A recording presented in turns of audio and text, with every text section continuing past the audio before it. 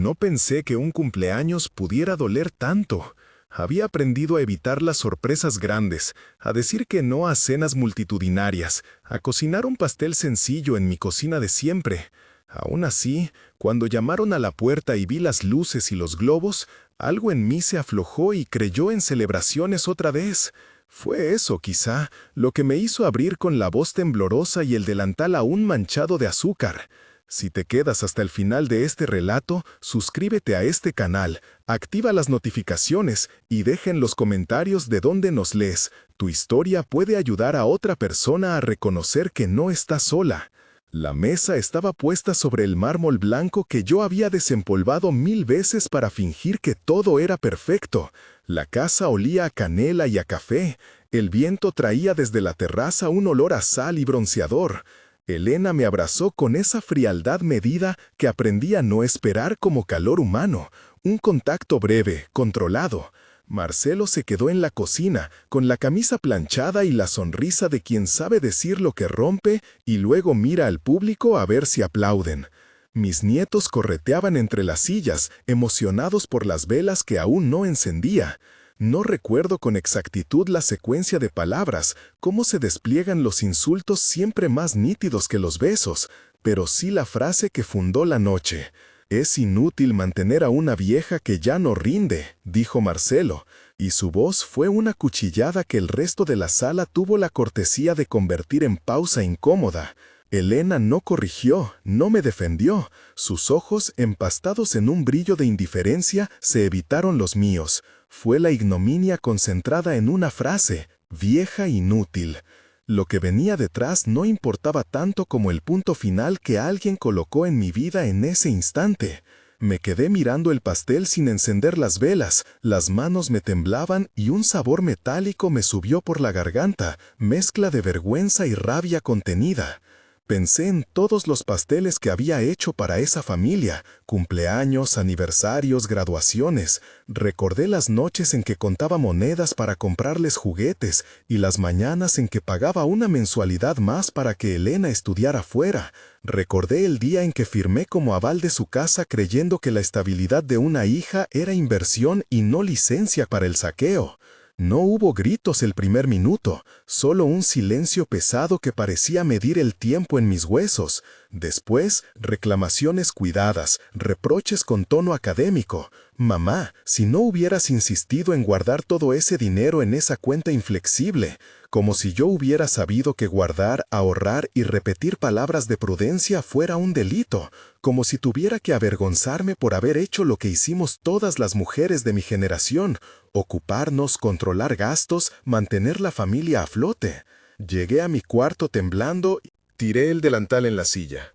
Me quedé sentada en la cama, rodeada de cajas con papeles que llevaba años guardando.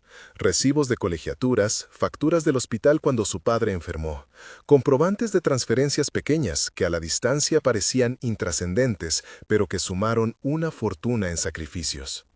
Abrí la caja con más cuidado del que había abierto un regalo. Las hojas olían a tiempo, a tinta seca, a humedad de armario, a lápiz olvidado. Empecé a poner sobre la cama la historia de mi vida en números. No fue una suma inmediata, fue una deducción paciente. Un recibo aquí, un comprobante allá, la mensualidad que yo adelanté cuando la empresa de Elena dejó de pagar a tiempo. Aquellas transferencias que hago en noches con fiebre para que nadie supiera que me quedaba sin dormir pensando en pagarles. Cada hoja encendía una memoria. La vez que dejé de comprar mis medicinas para pagar la renta de su apartamento. La vez que pagué la matrícula y le dije que sería un préstamo que ella devolvería cuando pudiera. La hipoteca en la cual figuré como aval sin imaginar que la palabra aval pudiera convertirse en una trampa. Mientras ordenaba, mi mente trazaba la línea que conectaba el adjetivo de Marcelo con las cifras. «Vieja inútil», decía él, como quien delega la culpa en la edad para justificar la codicia. ¿Cuánto le había costado a Elena mi aparente utilidad? ¿Cuánto había costado esa obediencia mía que creí amor? Sumé con la paciencia de quien antes sumaba las cuentas de la casa. 10 meses de colegiatura, 12 iniciales de créditos, un préstamo a nombre de su pareja, el adelanto de la obra de su departamento. Las cifras, al final del día, mostraban lo que mi corazón había sospechado en silencio. que habían tomado más de lo que devolvieron en cariño. Al día siguiente fui al banco. No fue teatral, nunca lo fue. No buscaba venganza ni aplausos, necesitaba entender si las firmas que habían usado, las que yo di confiando en promesas, podían transformarse en una carga insalvable para mis últimos años. En la oficina, la señora que me atendía tenía las manos pequeñas y una voz práctica. Me enseñó extractos, me marcó transferencias, me explicó con paciencia técnica que ser aval no siempre significa perderlo todo, pero que había señales de riesgo. Retrasos en pagos, cobros por morosidad, domicilios cambiados sin mi consentimiento. Cuando me preguntaron si había dejado poderes o accesos, me di cuenta de que había cosas que sí delegué. Contraseñas compartidas, números que yo dejé pasar para no sonar desconfiada, la costumbre de firmar a veces sin leer. Me sentí una mezcla amarga de culposa y sorprendida. ¿En qué momento la confianza se convirtió en deuda? La banca me dijo las opciones: renegociar, pedir una aclaración, solicitar una evaluación del aval. Me hicieron una copia de cada documento. Yo me llevé los papeles como quien porta un talismán, con esa seguridad nueva que nace cuando se mira de frente a la realidad. Volví a casa y encontré a Dolores en el jardín regando las plantas como si cada vez que regalaba agua pudiera detener las estaciones. Ella había venido con una bolsa de pan y un silencio que lo dijo todo. Cuando le conté, sus ojos se llenaron de ira controlada. Dolores es de esas mujeres que saben curar sin palabras. Me conocía desde niña y había visto la larga filigrana de mi vida. No me dijo que era exagerada, no buscó convincente consuelo.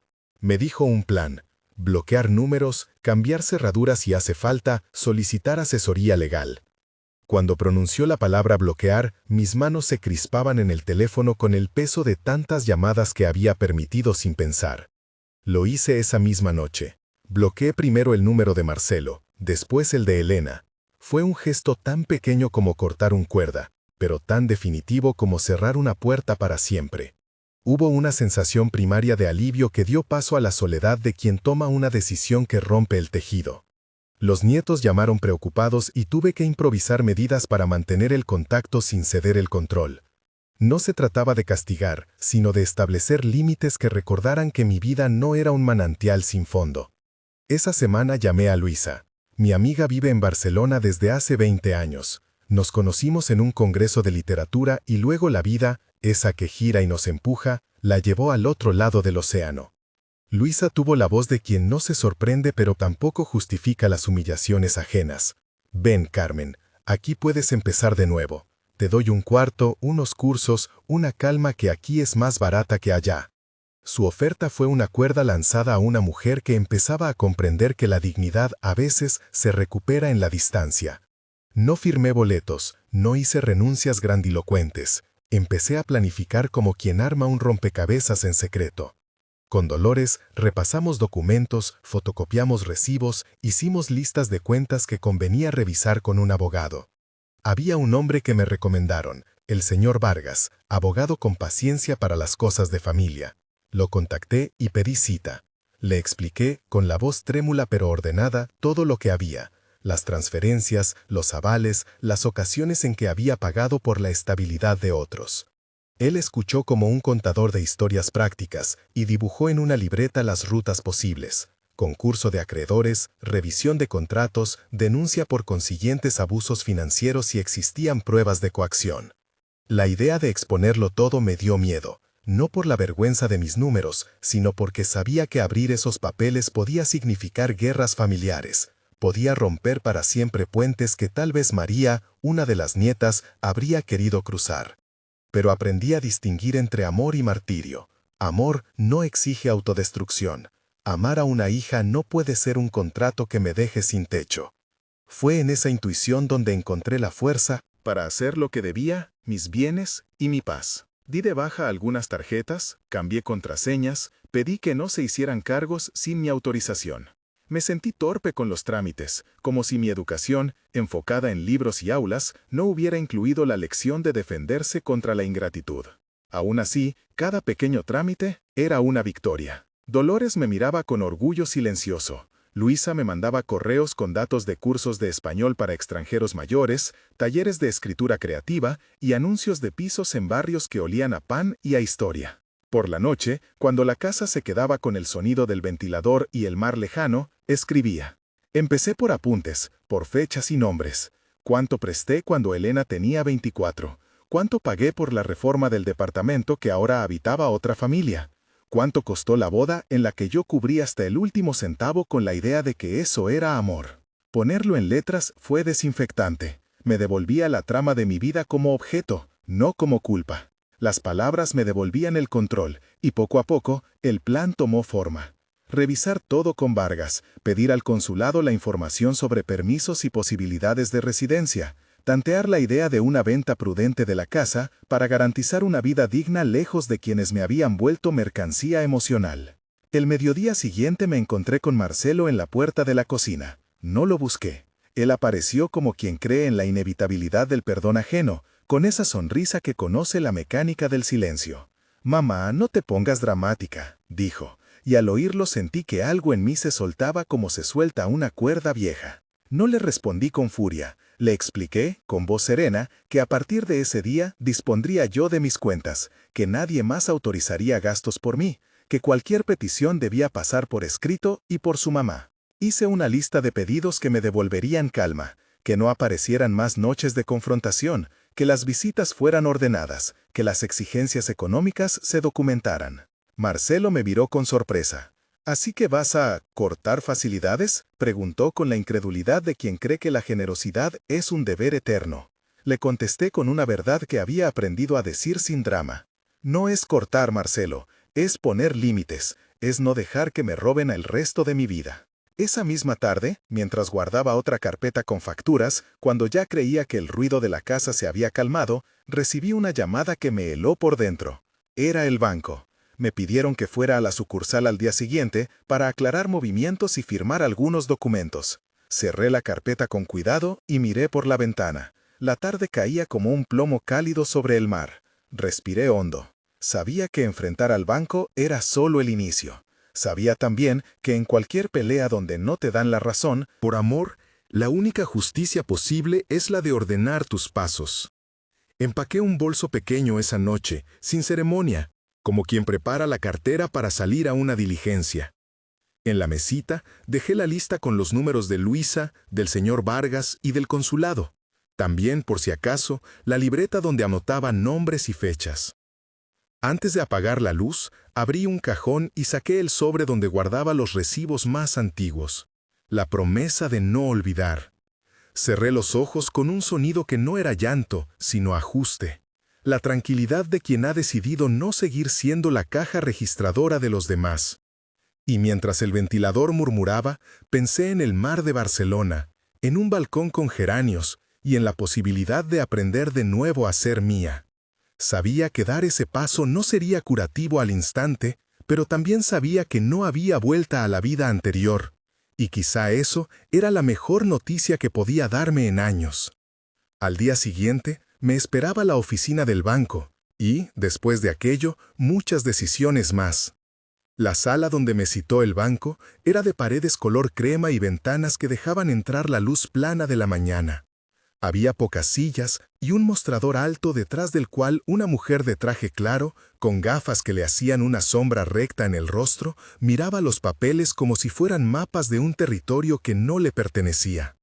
Me pidieron que esperara, me dieron un número, y mientras el ventilador de la sala de espera parecía trabajar a media marcha, conté mentalmente los recibos que llevaba.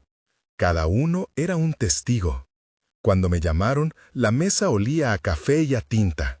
2 empleados y la mujer de gafas. Uno de ellos, más joven, me pidió mi documento y empezó a teclear sin mirar. La mujer me ofreció una sonrisa medida y dijo, con esa voz que eligen los que administran normas: «Hemos detectado movimientos inusuales en los últimos 12 meses. Necesitamos aclarar algunos cargos y autorizaciones».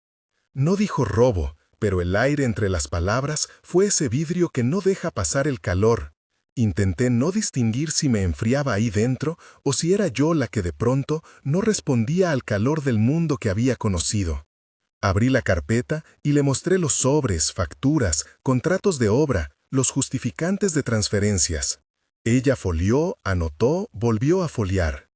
Hay domiciliaciones, señorita, dijo el joven, y autorizaciones por correo, además de varias tarjetas con cargos en el extranjero. Bajé la vista. Entre aquellos papeles estaba la letra de mi hija firma que yo conocía, pero había también documentos que no reconocía, cosas firmadas con fechas cambiadas, permisos concedidos en días en que yo estaba en la escuela o en el mercado. Mi voz se quedó en la garganta, pero el cuerpo habló. Le pedí que me explicaran todo eso, que me dieran copias, que congelaran lo que fuera. Posible hasta aclarar. Podemos emitir una retención preventiva, dijo la mujer de gafas, pero para proceder necesitamos una denuncia formal o una orden judicial. La frase fue un golpe de realidad. Las instituciones pedían formalidad donde yo había puesto afecto. ¿Denuncia?, repetí, y de pronto imaginé a mi hija Elena como un nombre en una hoja que tendría que acusarla. Mi garganta se cerró. «Sí», dijo la mujer, sin malicia, «si usted considera que se han efectuado cargos sin su autorización». Salí del banco con las manos temblando. Afuera, el sol pegaba sobre el pavimento. La vida seguía su curso con una indiferencia que era casi consoladora. Llamé de inmediato a Vargas. Su voz, grave y metódica, me devolvió el esqueleto de un plan. Me pidió que les enviara escaneos, que no firmara nada más, que no respondiera a correos hasta que él los revisara. «Tranquila», añadió, «si hay firmas falsas, podemos pedir peritaje y abrir reclamación por fraude. Lo importante es que no te veas forzada a admitir nada en caliente». Colgué con la sensación de haber ganado un tiempo, y con él una pequeña tregua. Esa tarde, Dolores vino sin avisar, tocó platos, trajo una tarta pequeña envuelta en papel y se quedó en el sofá con la mirada de quien observa una pelea sin entender del todo por qué duelen tanto los que se aman. «¿Qué ha pasado, Ana?», preguntó, y en su voz había algo que no era lástima, sino exigencia. «No puedes dejar que te pisoteen». Le conté lo del banco, las tarjetas, las domiciliaciones, la lista de gastos que había encontrado. Ella asintió, como si cada dato fuera una ficha que encajaba en un rompecabezas que ya había visto en otras casas del barrio. «Hay que hacer una cosa a la vez», dijo, «pero hay que hacerla». Escribí por la noche un correo a Elena. No fue un reproche abierto ni una súplica viscosa. Fue la contención de una mujer que quería poner en claro sus límites. Pedí explicaciones, pedí que cesaran los cargos, pedí que si necesitaba dinero lo solicitara por escrito y con tiempo de debate. Mencioné también que el banco pedía una denuncia en caso de cargos no autorizados. No envié el mensaje inmediatamente, lo dejé reposar, leílo de nuevo y lo mandé al día siguiente cuando ya había decidido que la transparencia debía pesar más que la vergüenza. Los días que siguieron fueron una mezcla de diligencias y de ecos del pasado. Vargas me pidió poderes para actuar, revisar los extractos y, si procedía, demandar una auditoría forense. Luisa escudriñaba pisos en barrios que me hablaban de panaderías pequeñas y ventanas con flores, me mandaba enlaces, textos de ánimo, recomendaciones de cursos para reinventarme. Marcelo se movía entre la incredulidad y la culpa, a veces venía con excusas y otras con silencios tan intensos que dolían como una ausencia. No le negué nada de lo que pedía, pero fui firme. Acordamos un calendario para las visitas y estipulamos que cualquier ayuda económica sería por escrito. No como castigo, dije, sino como seguridad para los dos. En la casa había lugares que hablaban de una vida entera. La cocina con las manchas de aceite en la pared donde habíamos puesto un azulejo nuevo, la estantería con novelas que me habían acompañado en noches de fiebre, el balcón donde las plantas empezaban a brotar otra vez. Empaqué poco a poco, no por prisa, sino por protocolo, una caja con recuerdos, cartas de mi madre, la cafetera que había comprado cuando me pagaron la primera nómina, fotos en las que mis hijos eran pequeños y sus ojos brillaban con la dicha de lo aún posible. Cada objeto era una cifra, una memoria, una apuesta por el futuro que yo aún no sabía cómo sería. En una de esas mañanas, el consulado me llamó. La funcionaria que me atendió era amable y contundente. Me explicó las posibilidades de residencia, los pasos administrativos, las pruebas necesarias para demostrar solvencia y arraigo si yo quería solicitar algún visado o permiso, por razones humanitarias. No es inmediato, dijo, pero hay vías. Si dispone de pruebas de que depende económicamente de su familia o si hay riesgo para su integridad, podemos orientarla. Las palabras fueron un mapa del que saqué una ruta. Aprender el idioma, demostrar solvencia, buscar una casita en la que pudiera abrir ventanas a un nuevo idioma. Mientras tanto, en la oficina de Vargas empezaron a aparecer detalles que no imaginé. Había transferencias a cuentas intermedias, cobros con tarjetas en tiendas de ciudades donde Elena decía no haber estado.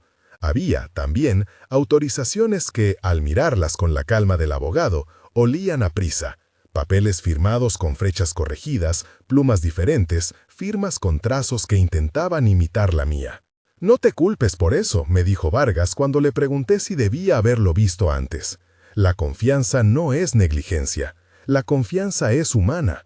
Aquí tenemos que probar que se alteraron los documentos y que hubo intención. Me explicó las pruebas periciales, las posibles demandas civiles, la reclamación al banco y la solicitud de medidas cautelares para impedir que se sigan vaciando cuentas. Fue, otra vez, la voz del procedimiento, lento, necesario, desprovisto de romanticismo. Una noche recibí un mensaje de Elena. «Mamá, necesito hablar. Estoy mal. Hablemos». No eran palabras de disculpa, pero eran una puerta entornada. Respiré, temí abrirla de golpe, y luego pensé que quizá la respuesta no debía ser inmediata. Le contesté que sí, que habláramos, que fuera con calma y con propuestas por escrito sobre lo que necesitaba y cómo pensaba pagarlo. Ella respondió con un emoji que no supe descifrar. Luego, nada. La espera fue otra prueba de paciencia, una de esas en las que el corazón se estira y aprende a no desesperarse por la respuesta del otro. En esos días me ofrecieron una entrevista para vender la casa. El agente que vino olía a colonia discreta y hablaba de mercado con la precisión de quien cuenta mitades. «Si desea salir de este inmueble sin perder valor, conviene una reforma ligera y ponerlo en escaparate cuanto antes», dijo. La idea de desprenderme de esa casa que había sido escenario de tantos cumpleaños y cenas me atormentaba. Sin embargo, cada cuenta que despejaba la vista me enseñaba otra posibilidad. Un balcón en Barcelona, una calle que oliera a pan recién hecho, vecinos mayores con historias que escuchar. Vendiendo, podría garantizarme una vida digna en otra ciudad, lejos de las manos que habían tomado sin pedir permiso. Decidí que era momento de dar pasos concretos. Con Dolores revisamos armarios buscando lo que pudiera venderse sin perder la memoria. Con Luisa hice números más fríos. ¿Cuánto me quedaría después de impuestos? ¿Cuánto necesitaría para vivir con tranquilidad en otro país? Con Vargas iniciamos la denuncia y pedimos las medidas cautelares al banco. Marcelo, sorprendentemente, colaboró con diligencia. Firmó documentos, recogió recibos que estaban en su habitación, telefoneó a proveedores que nunca pensé que recordarían qué se les había pagado. Fue una red de pequeños actos que devolvían sentido a la palabra familia. No la familia de siempre, pero sí la que se reconstruye cuando sobreviene la verdad. La mañana que fui al juzgado para presentar las pruebas, tuve la sensación de estar cerrando una puerta sin lágrimas. La funcionaria que recibió mi carpeta me miró con respeto y dijo: «Lo hemos recibido todo, procederemos a notificar a las partes». Afuera, la calle brillaba. No esperaba un final inmediato, esperaba, simplemente, que se reconociera el daño y que hubiera pasos legales que lo repararan en parte. Tenía miedo. Tenía, también, la claridad de quien ha decidido que la paz es urgente. Esa tarde me senté en el balcón con una taza de té. El mar, a lo lejos, parecía menos indiferente. Quizás porque yo ya no estaba pidiendo que el mundo me devolviera lo que había dado, sino organizando los medios para recuperarlo. Pensé en Elena, en los motivos que la habían llevado a elegir el camino de la toma sin pedir. Pensé en Marcelo, en la forma en que la culpa lo había transformado en un aliado incómodo. Pensé en Luisa y en Dolores, que eran mis manos en este presente cambiante. Y sobre todo, pensé en mí, en la mujer que había pasado años siendo sostén y que por primera vez en mucho tiempo reclamaba su derecho a seguir siendo eso sin entregar su vida entera como pago. Supe entonces que la venta de la casa no sería una derrota, sería una reinvención. Me inscribí en un curso de español intensivo recomendado por Luisa, no por necesidad, sino por curiosidad. y busqué anuncios de pisos con balcones pequeños y ventanas que dieran a calles con olor a pan. Hice una lista de deseos: luz por la mañana, vecinos que saludaran, una cocina en la que pudiera volver a experimentar. No era huir, era elegir un lugar para ser yo. Y esa elección me daba más miedo que cualquier trámite. La respuesta formal del banco llegó semanas después. Aceptaron la solicitud de retención preventiva en algunas cuentas mientras la investigación avanzaba. No era la restitución total, pero era un cierre provisional. Elena, en cambio, tardó en llamar. Cuando lo hizo, la conversación fue corta, tensa, y yo fui clara. Quería un plan por escrito. No porque quisiera vengarme, sino porque necesitaba garantías. Ella prometió, con la voz más calma que le había escuchado en años, que lo redactaría. No supe si creería en su promesa, pero la palabra escrita nos daría a las dos la posibilidad de medir la voluntad con hechos. Guardé esa promesa entre papeles junto a los recibos. Las semanas siguientes fueron de mudanza en cámara lenta. Contactos con el agente, despedidas con gente del barrio, la última cena en la cocina donde todo había cobrado sabor durante décadas. No fue una cena triste, fue una ceremonia doméstica, con risas quebradas por recuerdos. Marcelo trajo vino y se sentó en la esquina como si temiera ocupar demasiado espacio. Dolores puso música que conocíamos de siempre. Luisa leyó un poema breve que hablaba de puertas y de caminos. Me acosté esa noche con la maleta ya medio hecha, con la sensación extraña de quien deja una casa sin que la casa se sienta como pérdida absoluta. Antes de partir, me senté en la sala y miré la estantería. Tomé uno de los libros y lo abrí al azar. Había una anotación de mi madre en la primera página, la letra firme, la letra que me enseñó a firmar mi nombre con seguridad. Las palabras decían algo así como: cuida lo que eres, no lo que posees. Sonreí, como si en esa frase hubiera una bendición tardía. Me dieron ganas de enviar un mensaje a Elena que no fuera acusador ni maternal. Le deseé suerte. No esperaba que la lección fuera comprendida. Esperaba, simplemente, que la semilla de la responsabilidad cayera en tierra fértil. El día de la salida, la casa parecía contener su propio aliento. Cerré la puerta con la llave que había pasado por tantas manos, y antes de dejarla dentro para la que sería la siguiente familia, pensé en el balcón de Barcelona que aún no conocía. La idea de reinventarme era a la vez un miedo grande y un consuelo discreto. Con la carpeta con papeles, el teléfono con contactos y la libreta donde anotaba nombres y fechas, caminé hacia un futuro que no prometía certezas, pero que me devolvía autonomía. Todavía quedaba mucho por hacer: seguimiento de la denuncia, conversaciones legales con el banco, ajustar las cuentas, ordenar la vida en una ciudad nueva. Pero, mientras el taxi serpenteaba hacia la estación, supe que había dado el paso más difícil: dejar de ser la caja registradora de los demás y convertirme en la autora de mis decisiones. Una parte de mí temblaba, otra se abría, como un gesto de agradecimiento tardío a la vida, que pese a todo, aún ofrecía puertas por abrir. A la mañana siguiente, desperté con la luz filtrada por las persianas y el rumor de la calle, una marea constante de pasos, risas dispersas, el timbre de las bicicletas. Abrí la ventana del balcón y el aroma a pan recién hecho me llegó como una promesa pequeña pero tangible. Las fachadas estaban pintadas de colores apagados. En la acera de enfrente, un anciano barría con un gesto lento que parecía ordenar el mundo.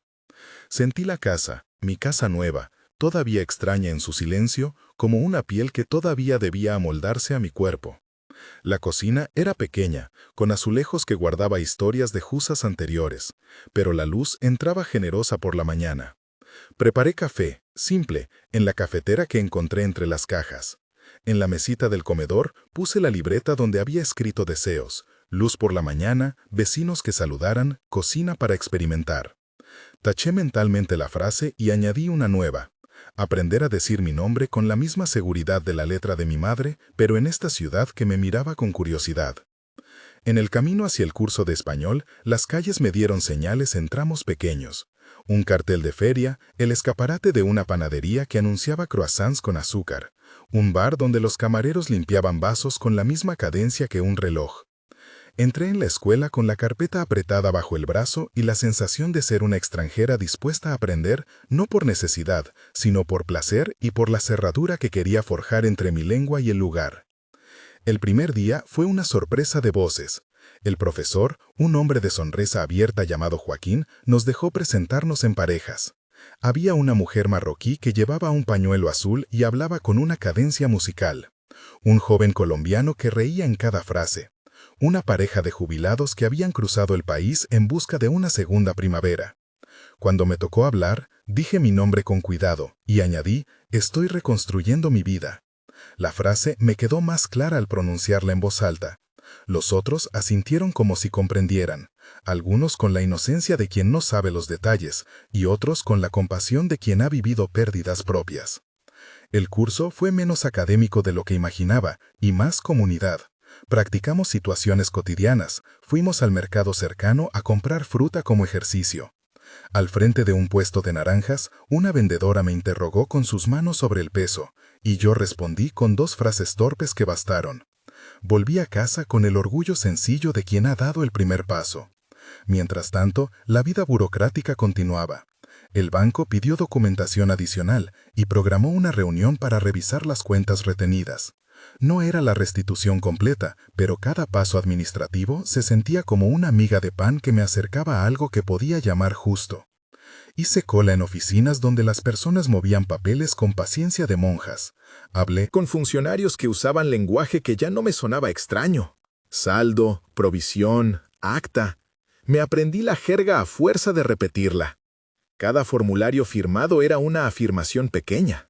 No todo se resolvería de golpe, pero yo estaba ahí, vigilando. Elena cumplió la promesa de enviar el plan por escrito, pero el documento llegó frío, con fechas vagas y sin cifras concretas.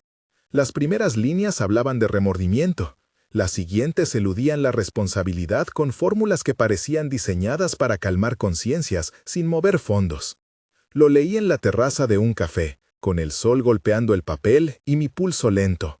Respiré y la llamé. Hablamos poco. Ella ofreció disculpas que sonaban sinceras y luego excusas que no me cabían. Necesito números y cuentas claras, Elena, dije.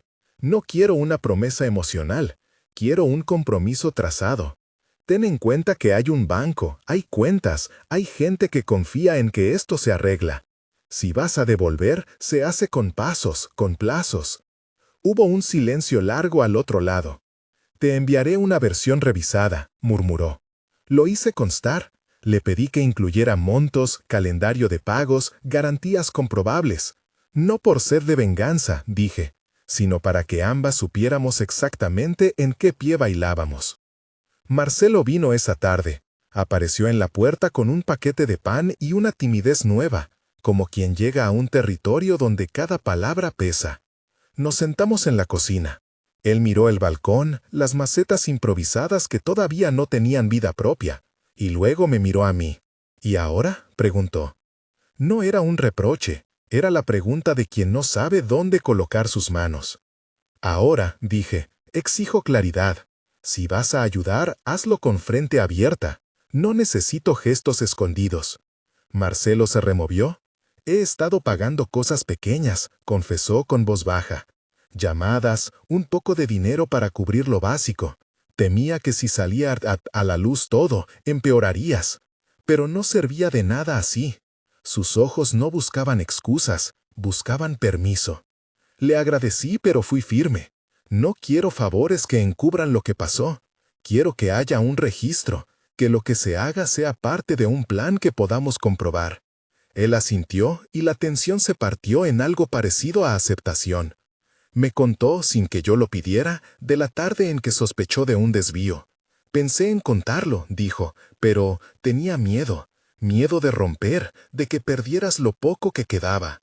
Había culpa en sus palabras y en su acto de llegar cargado de pan.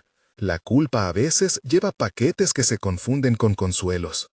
Esa noche escribí el primer borrador de lo que sería mi propuesta. Fechas, cantidades, acciones concretas. No fue un plan de venganza, sino un mapa para que el reordenamiento tuviera senderos transitables. Pensé en incluir medidas de control, cuentas intermediarias, plazos que no permitieran olvidar. Sobre la libreta tracé una línea, transparencia. No para humillar, sino para asegurar que ninguna de nosotras pudiera fingir transparencia.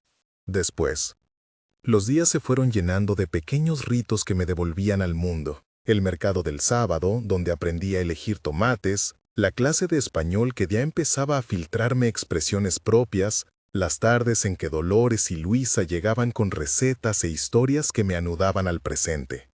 Dolor es una palabra relativa. Las cosas dulces llegaron con la misma sencillez que las amargas. Reí con ellas en una cena donde hablamos de la primera vez que cada una había cocinado algo para impresionar.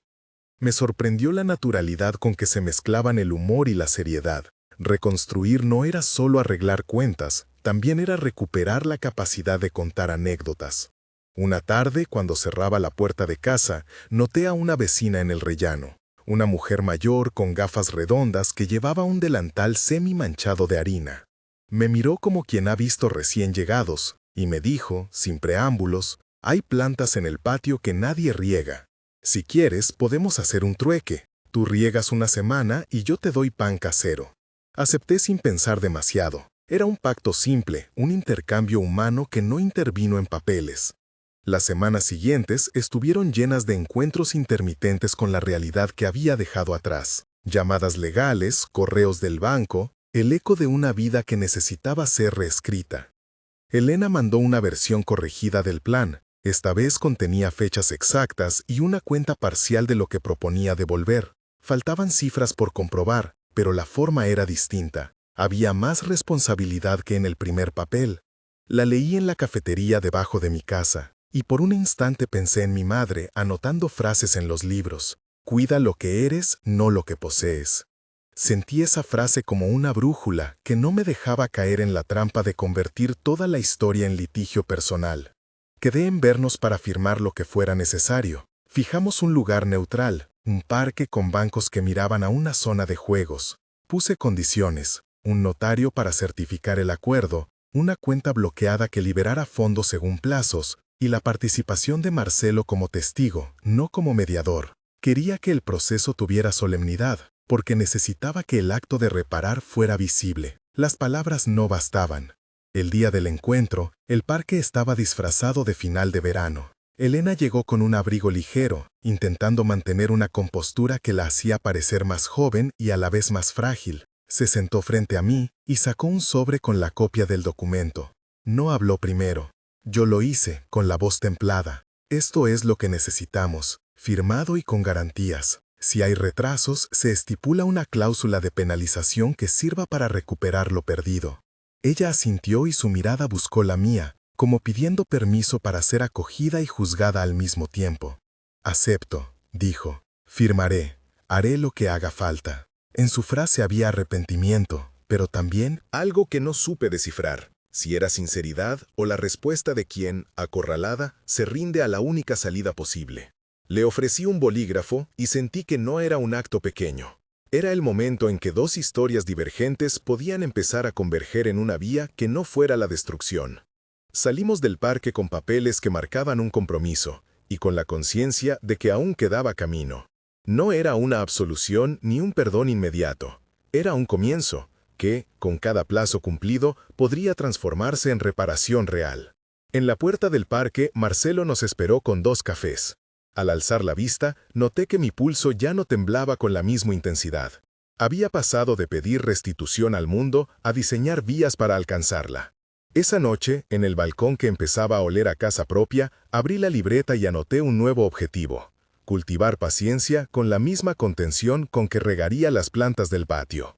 La ciudad seguía su ritmo, y yo aprendí a insertarme en él con decisiones que eran, por primera vez en mucho tiempo, exclusivamente mías. Sabía que vendrían días de comprobaciones, fechas límite y quizá decepciones. Pero también sabía algo más, que mi nombre, escrito con la letra de mi madre y pronunciado con la seguridad que me ofrecía el español que aprendía a cada paso, era mi ancla y mi bandera. Y con esa ancla, avanzaría.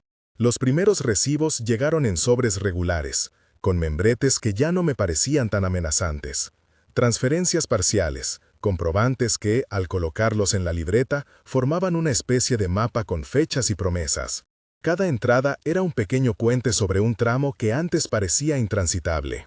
Al principio medía la distancia con precisión, días hasta la fecha de corte, saldo por confirmar, descanso provisional.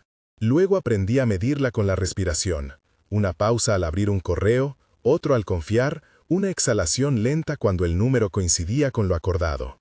Marcelo estuvo presente en las primeras gestiones. Iba y venía como una figura comedida entre dos orillas.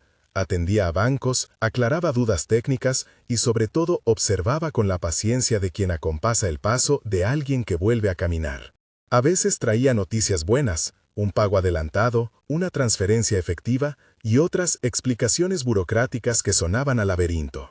En una de esas tardes en que la luz se tornó azul y las sombras se alargaron, me dijo: «No se trata solo de cobrar, se trata de ver si la persona que te debe aprende a sostener su palabra». Lo dijo sin juicio, como si midiera posibilidades, no culpabilidades. Elena cumplió. Lo hizo con movimientos pequeños, llamadas cortas para decir que había hecho la transferencia, mensajes pidiendo confirmación, excusas por un retraso cuando la vida se le adelantaba. Hubo un momento en que temí que todo fuera un esfuerzo instrumental, una actuación para evitar un conflicto mayor, pero la insistencia de su voz, esa mezcla de vergüenza y firmeza, fue desarmando mis sospechas.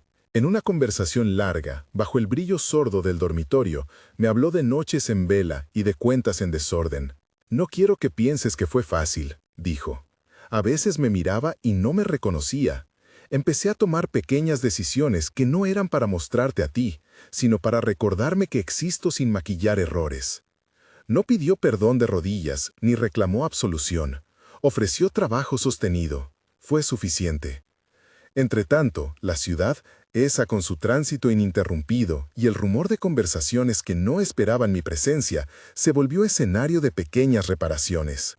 Regaba las plantas del patio en las mañanas. La vecina del delantal ya no intercambiaba solo pan por agua.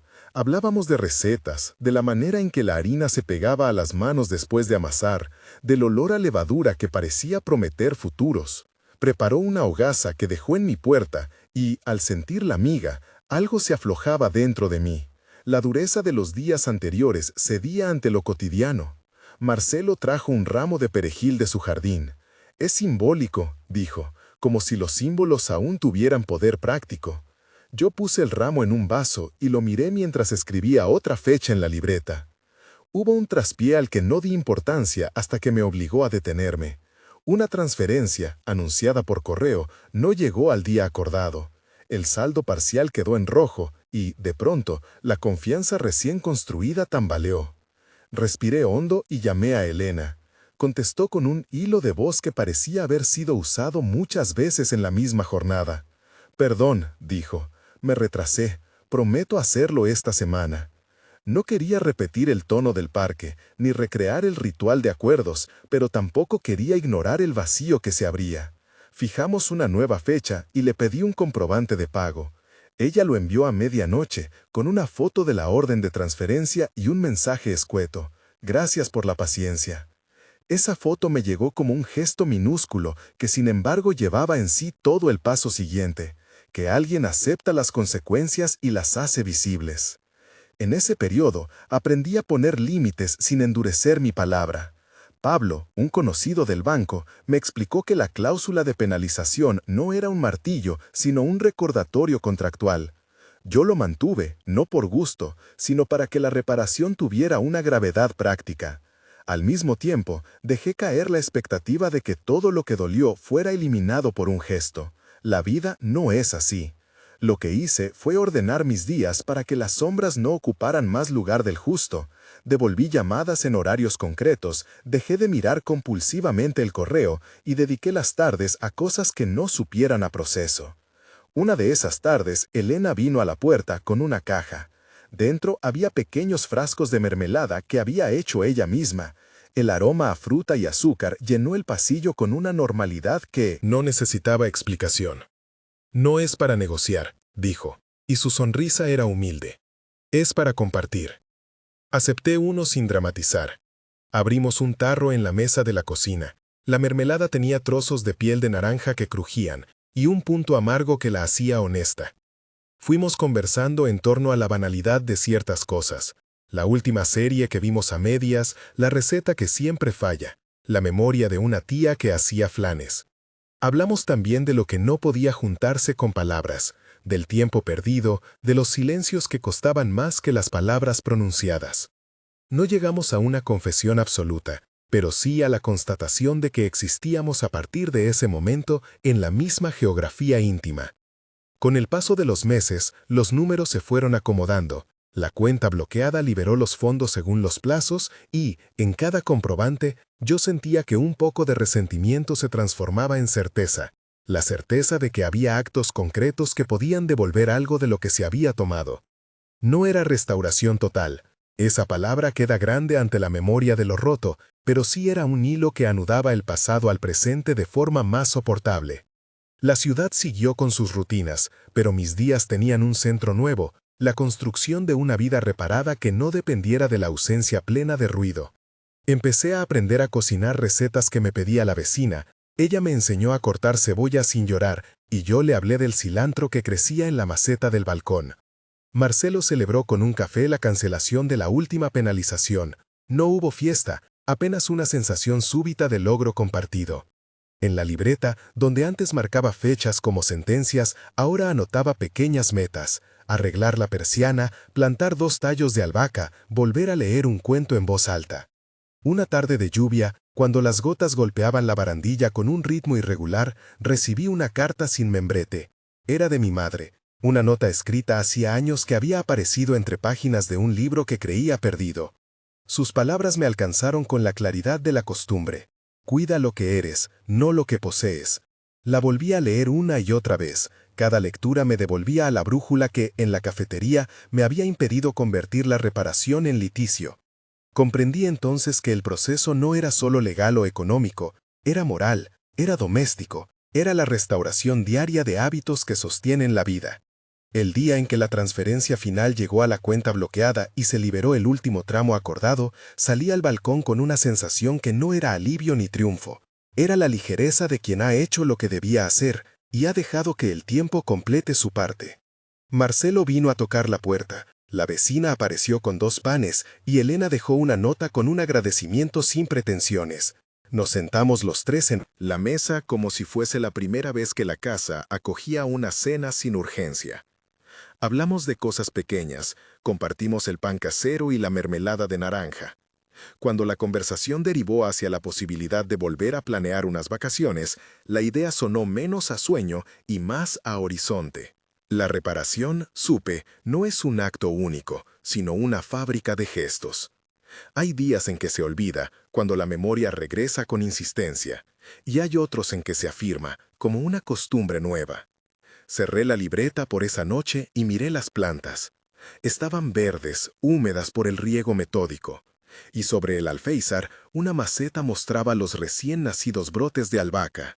Los pequeños actos, pensaba, terminan siendo la forma más honesta de habitar una vida reconstruida.